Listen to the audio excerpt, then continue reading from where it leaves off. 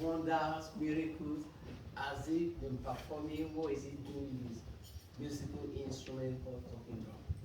So I've been saying few things. But the last part of what I was saying was a warm welcome, very warm welcome to every single one of you.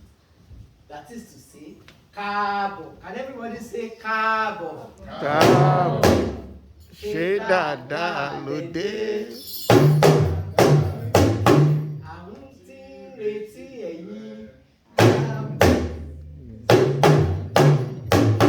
That simply means you are all very welcome.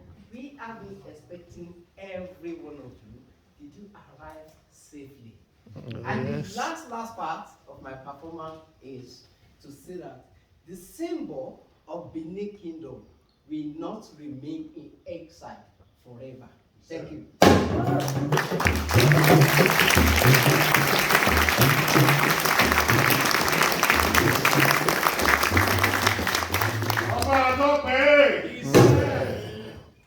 I'd like to welcome everyone here to the Frank Pan Auditorium at Jesus College and watching the live stream from around the world as we gather for the ceremony to formally hand over this Benin bronze, this Okukor, which does not belong to us.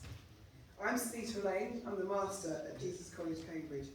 I'm delighted to be seated today with His Royal Highness, Prince Agatise Ewuare, Dr. Veronique Motier, Professor Abba Issa Tijani, and Ambassador Sarafa Tunji Isola.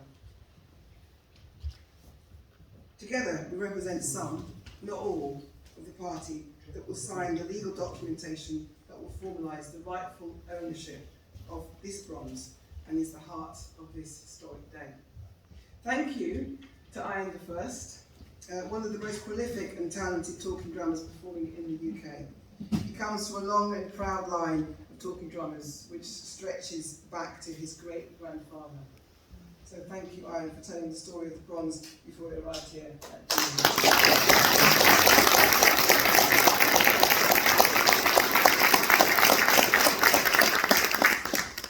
When one sees a wrong that is so egregious, when you notice it, the key institutional question, and maybe in fact the only institutional question one can ask, is how to right that wrong.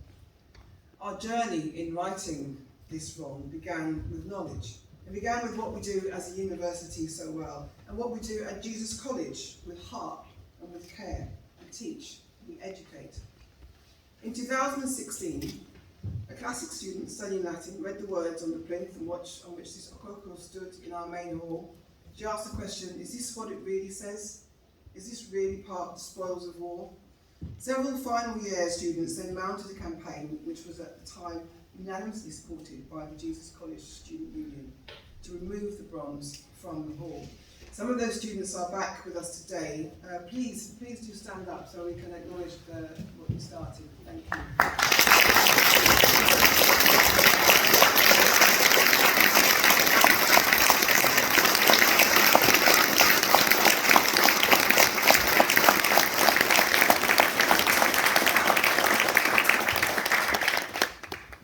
Fast forward to May 2019, because those visual students left at the end of 2016, and there was a gap, a pause in the story of this bronze's restitution.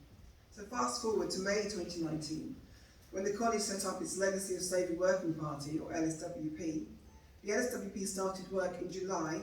They worked hard through the summer. They looked into the issue of this bronze, and when I arrived in October, the issue of the bronze was in Jesus' position, the bronze that had been with the college since the 22nd of May 1905 was raised at the very first society meeting that I chaired.